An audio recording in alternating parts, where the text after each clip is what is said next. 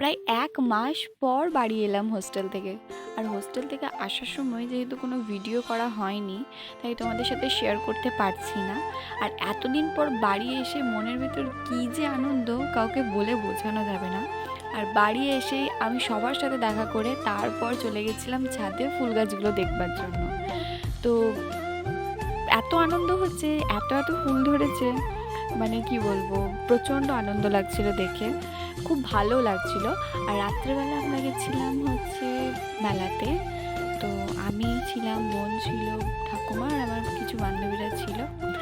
তো ওখানে এত জিনিস বুঝতে পারছিলাম না কোনটা ছেড়ে কোনটা নেব।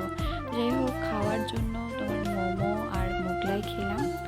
আর এত কানের মধ্যে জাস্ট একটা কানেরই নিয়েছি, আর কিছু জিনিস আমার পছন্দ হয়নি, তাই কিছু নিইনি। তো যাই হোক, ভিডিওটা ভালো লাগলে একটা লাইক, শেয়ার, সাবস্ক্রাইব করে দিও।